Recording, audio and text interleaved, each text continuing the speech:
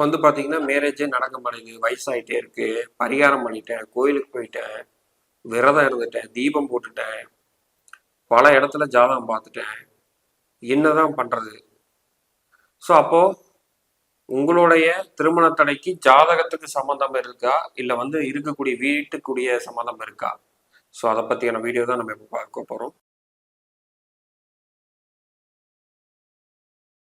நான் உங்கள் அசோக் கந்தசாமி. ஸோ இந்த வீடியோவில் திருமண தடை எப்படி வந்து பார்த்தீங்கன்னா நம்ம சரி செய்யறது அப்படிங்கிறது தான் முழுக்க அதை பார்க்க போகிறோம். ஸோ அதனால் முழுமையாக பாருங்கள், ஸ்கிப் பண்ண வேண்டாம். ஸோ யாருக்கெல்லாம் முதல்ல திருமண தடை இருக்கோ முதல்ல கண்டிப்பாக அவங்க ஜாதகத்தில் 7ஆம் பாவத்தில் அதுக்கேற்ற மாதிரியான விஷயங்கள் கண்டிப்பாக இருக்கும். 7ஆம் பாவமும் சனியும் தொடர்பு இருக்கும். அப்படி இல்லைன்னா 7ஆம் பாவத்தோட வந்து பார்த்தீங்கன்னா கேதுவும் சேர்ந்திருக்கும். சனி கேது வந்து சேர்ந்திருக்கும். பாவாதிபதியோட சனி சேர்ந்திருக்கும். அப்படி இல்லைன்னா செவ்வாயோட சனி கேது சேர்ந்திருக்கும். இந்த 3 விஷயங்கள் கண்டிப்பாக இருக்கும். இதே ஆணா இருந்தாங்கன்னா கூட சுக்கரன் சேர்த்திக்கிறோம்.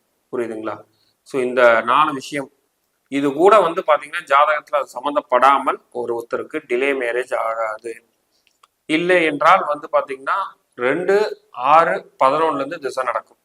இப்போ 2, 6, 11ங்கிறது வந்து பாத்தீங்கன்னா 7ஆம் பாவத்துக்கு 4, 8, 12 வருது. அப்போ அந்த இடத்துல வந்து திசை நடத்தும் போது கொஞ்சம் டிலே ஆகும். பட் அது வந்து ரொம்ப காலம் இருக்க போறதுல டப்புன்னு மாறும்போது கண்டிப்பாக உங்களுக்கு மேரேஜ் நடக்குது. நான் முதல் சொன்ன ஆப்ஷன்ஸ் தான் அதிகம். சார் என்ன சார் 7ஆம் பாவங்கிறீங்க, பாவாதிபதிங்கிறீங்க, சனி, அதெல்லாம் எங்களுக்கு புரியலையே அப்படிங்கிற மாதிரி நீங்க யோசிக்கலாம். ஒரு டெக்னிக்கலா இந்த இடத்துல இது இல்லாமல் ஒருவருக்கு கண்டிப்பாக 100% மேரேஜ் டிலே ஆகாது. இது வந்து ஒரு ரூல். இதை நம்ம எடுத்து வச்சிருவோம். சரி சார் இப்படி இருக்குது, நான் என்ன பண்றது? இந்த ரூல் உள்ளவங்க கண்டிப்பாக வாஸ்து குறைபாடோட இருப்பாங்க. வாஸ்து குறைபாடுன்னா என்ன சார்? இப்போ வடக்க, தெற்க, மேற்க, கிழக்க, இப்போ இந்த மாதிரியான 4 திசை இருக்கு. இப்போ வடக்கு திசைன்னு நம்ம எடுக்கிறோம்னா ஒரு பணம் வரக்கூடிய ஒரு திசை. தெற்கன்னு எடுத்தா இது யமனோட திசை. மேற்கன்னு எடுத்தா வருணனோட திசை.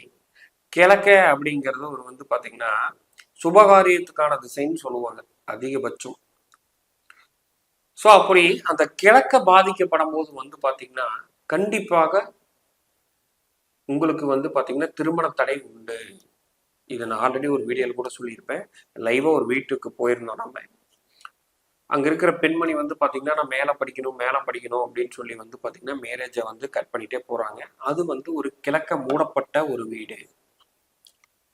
ஸோ அப்ப கிழக்க மூடப்பட்டு இருந்தாலே சூரிய ஒளி வந்து வராது. ஸோ அப்போ சூரியன் வந்து ஆன்மா, ஆண்மகன் இதெல்லாம் நான் நிறைய வீடியோல சொல்லியிருக்கேன். அப்படி இல்லாத போது அந்த வீட்டில் எப்படி ஒரு சுபகாரியம் நடக்கும்? ஒரு ஆண்மகன் வந்து மருமகனாக வீட்டிற்குள் வருவார். அப்ப கிழக்க எங்கெல்லாம் பாதிக்கப்பட்டிருக்கோ அங்கெல்லாம் சுபகாரியமே நடக்காது. அப்படின்னு நடந்தாலும் அது பிரச்சனையோட தான் நடக்கும். ஒரு திருப்திகரமா இருக்காது. ஸோ நீங்க யாராவது ஒரு ரிலேட்டிவ் இந்த மாதிரிலாம் பாத்தீங்கன்னா கூட தெரியும். அந்த கிழக்கங்கிறது அவ்வளவு தூரம் ரொம்ப முக்கியம். நான் பல வீடியோல சொல்லியிருக்கேன். வடக்கையும் கிழக்கையும் பிரச்சனை இல்லைனாலே இயற்கையாவே முதல்ல காப்பாத்திடும். ஏதோ ஒரு வழியில வந்து காப்பாத்திட்டு இருக்கும்.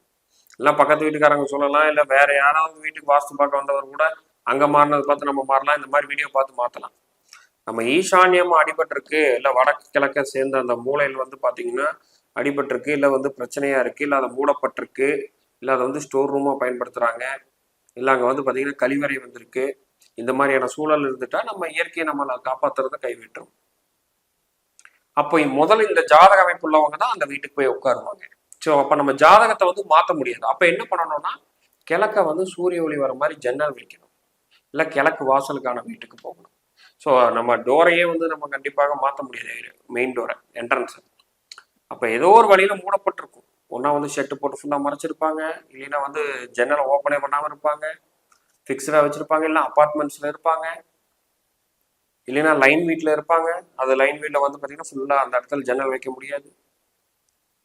கண்டிப்பாக மேரேஜ் ஆகாது. கிட்டத்தட்ட இன்னும் சொல்ல போனா அந்த இடத்துல வந்து பாத்தீங்கன்னா அதிகமா வந்து யோகா, இந்த ஜிம்மு, இந்த மாதிரியான விஷயமெல்லாம் வந்து பாத்தீங்கன்னா கிழக்கு க்ளோஸ் பண்ண வீட்டில் தான் அதிகமாக அதில் கான்சன்ட்ரேட் பண்ணுவாங்க. நான் தியானம் பண்றேன், யோகா பண்றேன், ஜிம்முக்கு போறேன் அப்படின்னு நிறைய பார்த்து பாருங்க. நிறைய மேக்ஸிமம் 95% யாருக்கெல்லாம் கிழக்கு மூடப்பட்டிருக்கோ அவங்களாம் கண்டிப்பாக நான் யோகா பண்றேன்னு ரொம்ப ஈடுபாடோட பண்ணுவாங்க. அப்ப இது எல்லாமே எங்க வந்து நம்மளுக்கு வந்து முடியுதுன்னா ஜாதகமும் சேர்ந்துருச்சு, வாஸ்து சேர்ந்துருச்சு. சரி சார் இப்ப கல்யாணம் நடக்கிறதுக்கு என்ன பண்ணாலும் சொல்லுங்க அப்படிங்கும் பொழுது கிழக்க ஓப்பன் பண்ணுங்க ஃபர்ஸ்ட். வடக்க ஈசானிய மூலையத்தை பாதிக்காம பார்த்துங்க. வடகிழக்கில் இது 2 இருந்தாலே ஒரு வீட்டில் கண்டிப்பாக கல்யாணம் நடக்கும். ஸோ வாஸ்து பற்றி நம்ம ஆல்ரெடி நிறைய வீடியோஸ் போட்டிருக்கோம். ஸோ அதெல்லாம் முன்னாடி போட்டதை பாருங்கள், பார்த்தாலே உங்களுக்கு தெரியும். ஸோ இல்லை யாருக்காவது வந்து பார்த்தீங்கன்னா நேரடியான தொடர்பு பண்ணணும்னா கீழே இருக்க நம்பரில் கான்டாக்ட் பண்ணுங்கள். ஸோ நான் சொன்ன மாதிரி பயனடைஞ்சு அனைவரும் கல்யாணம் பண்ணி நன்றாக இருக்க வேண்டும். ஸோ இந்த வீடியோ கண்டிப்பாக யூஸ்ஃபுல்லாக இருக்குன்னு நினைக்கிறேன். மீண்டும் இன்னொரு வீடியோவில் சந்திப்போம். நன்றி, வணக்கம்.